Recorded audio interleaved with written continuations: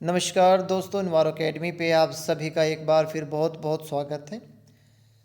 बच्चों, ये इस वीडियो लेक्चर सीरीज़ का 6th लेक्चर है और हमें पूरी उम्मीद है कि आपने पिछले सभी लेक्चर बड़े ध्यान से सुने होंगे और जितनी भी जानकारी हमने वहाँ पे दी है आपने बहुत अच्छे से नोट कर लिया होगा।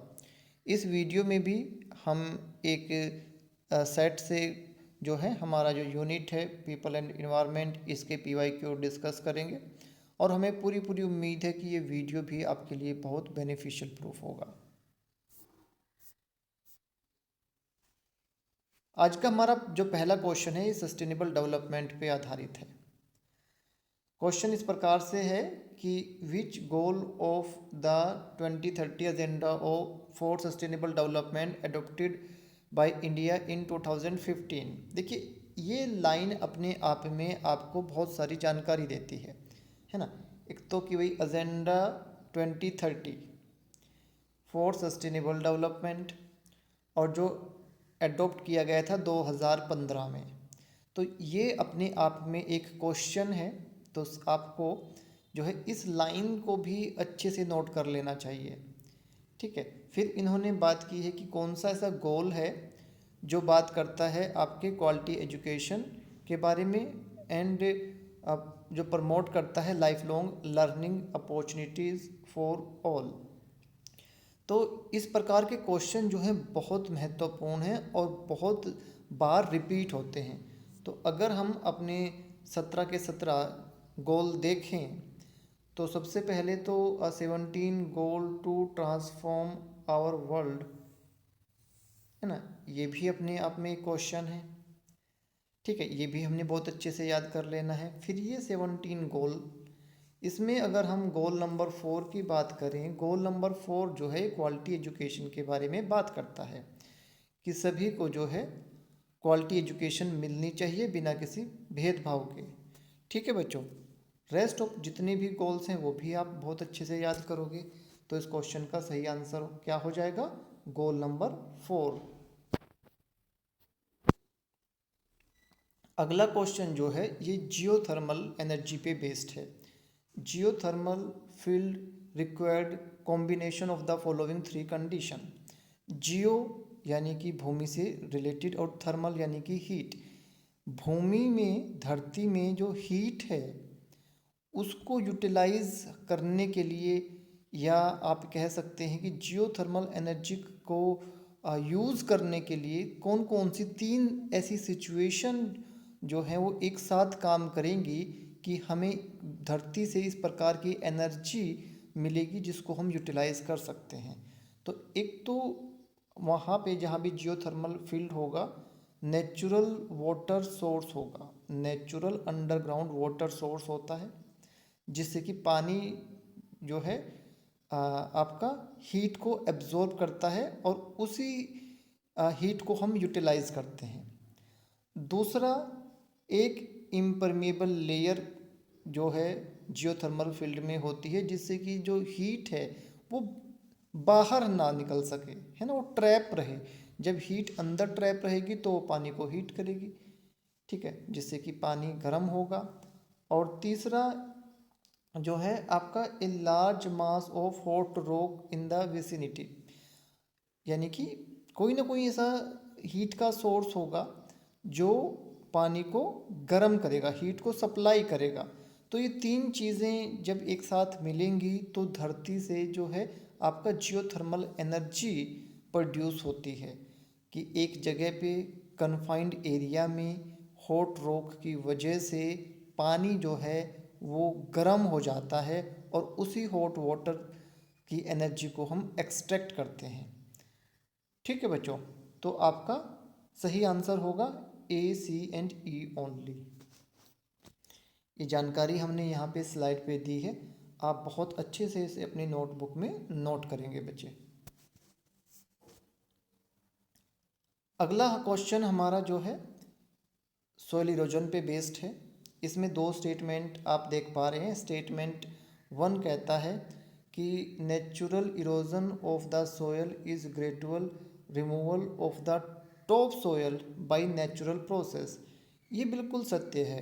नेचुरली भी हमारी जो सोयल है उसका इरोजन होता रहता है। बहुत सारे प्रोसेस हैं जिनकी वजह से जो है जो नेचुरली होते हैं और सोइल धीरे धीरे जो है हमारा इरोड होता रहता है, रिमूव होता रहता है। स्टेटमेंट 2 बोलता है या इस क्वेश्चन का, accelerated erosion of soil is caused due to man made activity. यहाँ तक ये स्टेटमेंट भी सत्य है, सच है कि मैन मेड एक्टिविटी की वजह से सोयल इरोजन जो है उसका रेट बढ़ गया है ना।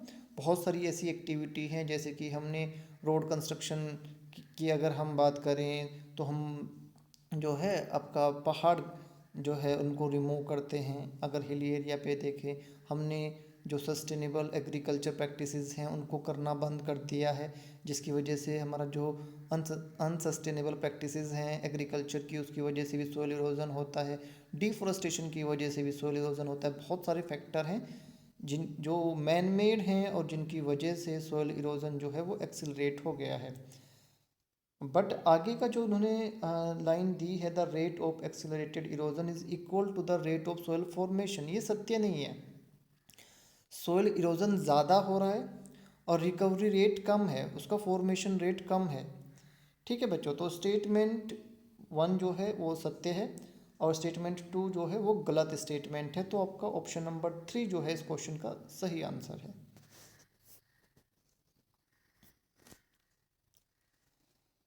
Chlorine in drinking water is used for, वैसे तो क्लोरीन जो है हम सभी लोग जानते हैं डिसइंफेक्टेंट का काम करती है। बट अगर हम ये 5 ऑप्शन जो इन्होंने दिए हैं, सबसे पहला तो डिसइंफेक्शन ही दिया है, तो डेफिनेटली ये हो जाएगा। रिमूवल ऑफ हार्डनेस, नहीं, क्लोरीन का इस्तेमाल जो है हार्डनेस रिमूवल के लिए नहीं किया जाता।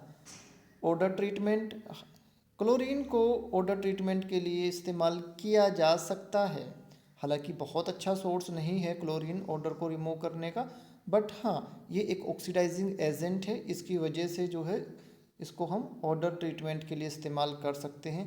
टर्बिडिटी कंट्रोल के लिए इस्तेमाल नहीं होता है आपका chlorine. Removal of iron and आपका मैग्नीज, ये भी जो है सत्य है कि आपका जो आयरन एंड मैग्नीज है ये बेसिकली हम ऑक्सीडेशन प्रोसेस से रिमूव करते हैं, और जो क्लोरीन है वो एक स्ट्रॉन्ग ऑक्सीडाइजिंग एजेंट होने की वजह से आपके पानी से आयरन और मैग्नीज के रिमूवल में भी हेल्प करता है।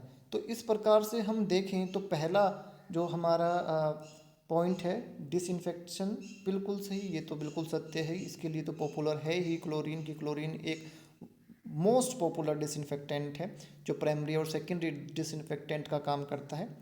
ठीक है, और इसके साथ साथ बट ऑप्शन नंबर सी और ऑप्शन नंबर ई जो है ये भी सत्य हैं। तो आपका जो आंसर आएगा ए, सी एंड ई ओनली इस क्वेश्चन का सही आंसर है। ठीक है बच्चों, अगले क्वेश्चन में हमें जो है लिस्ट दी गई है दो, लिस्ट 1 जिसमें प्रोटोकॉल और सबमिट के नाम हैं और लिस्ट 2 में उनका थीम दिया हुआ है। तो अगर हम देखें जो प्रोटोकॉल हैं वो इस प्रकार से हैं, पेरिस एग्रीमेंट दिया हुआ है, Kyoto protocol, Rio declaration and Montreal protocol. तो इस प्रकार के क्वेश्चन में अगर हमें ज़्यादा जानकारी नहीं है तो हमें जो है अपना एक एक जो पॉइंट है उसको मैच करना होता है। जैसे कि मॉन्ट्रियल प्रोटोकॉल ये बहुत फेमस है और हमें पता है कि ओजोन डिप्लीटिंग सब्सटेंस के कंट्रोल के लिए बनाया गया था। तो आपका डी में जो है 2 हो जाएगा। तो अब हम देखें तो ऑप्शन नंबर सी जो है जिसमें डी में 2 है, तो सी से ही ये हमारा जो है क्वेश्चन सही हो जाता है। बट कई बार हमें इससे ज़्यादा जो है ऑप्शन मैच करने होते हैं। तो फिर उसके बाद में हम क्योटो प्रोटोकॉल में इमिशन ट्रेडिंग यानी कि बी में 1। ठीक है, तो बी में 1 अगर आप देखेंगे तो फिर से हमें ऑप्शन नंबर सी जो है वो सबसे अप्रोप्रिएट लग रहा है कि भाई बी हमारा सही है, बी में 1 है और डी में हमारा जो है 2 है, तो फिर से हमारा ये सही हो जाएगा। इसी तरीके से हम बात करें अगर रियो डिक्लेरेशन की, तो इन्वायरमेंट एंड डेवलपमेंट इसका थीम था, ठीक है, जिसको अर्थ समिट भी बोलते हैं। ठीक है बच्चों, तो यहाँ से भी आपका ये सही हो जाएगा। इसी तरह पेरिस एग्रीमेंट जो 2015 में अडॉप्ट किया गया था क्योटो प्रोटोकॉल के बाद में, जो है 2020 में ये अभी काम कर रहा है। तो इसमें जो है INDC, ठीक है, ये जो है बेसिकली इसका full form intended nationally determined contribution, ये एक आउटलाइन बेसिकली है जो इस एग्रीमेंट में कहा गया था कि सभी कंट्री को जो है सबमिट करना है। INDC आउटलाइन बेसिकली इसका क्या है कि इसका प्लान हर कंट्री को एक सबमिट करना था। इसमें हालांकि बहुत सारी चीज़ें हैं, तो यहाँ पे आप जो है सबसे इम्पोर्टेंट चीज़ जो याद करेंगे वो INDC की फुल फॉर्म जो है, इस पे क्वेश्चन जो है हमारा बनता है। इसके अलावा हमने यहाँ पे बहुत सारा डाटा दिया हुआ है, आप इस डाटा को भी बहुत अच्छे से याद करेंगे।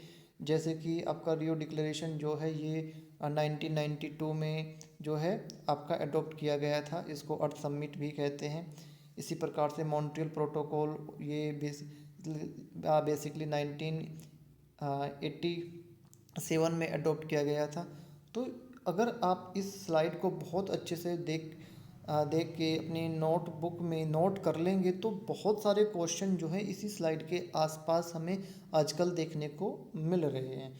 तो बच्चों, हमें पूरी उम्मीद है कि जितने भी क्वेश्चन हमने यहाँ पे आपके साथ में डिस्कस किए हैं वो आपको बहुत अच्छे समझ में आए होंगे। लगातार सीखते रहिए, मुस्कुराते रहिए, हमसे जुड़े रहिए। ठीक है बच्चों, कोई भी डाउट आपको अगर आता है इस यूनिट में, आपके इन्वायरमेंट से रिलेटेड कोई भी क्वेश्चन आपका है, तो आप निश्चित होके हमें व्हाट्सअप कर सकते हैं। डेफिनेटली उसकी हम कंप्लीट एक्सप्लेनेशन के साथ में उसको आपको फॉरवर्ड कर देंगे, या उस पर छोटा सा वीडियो बना के हम डिस्कस कर लेंगे। God bless you all, take care बच्चों।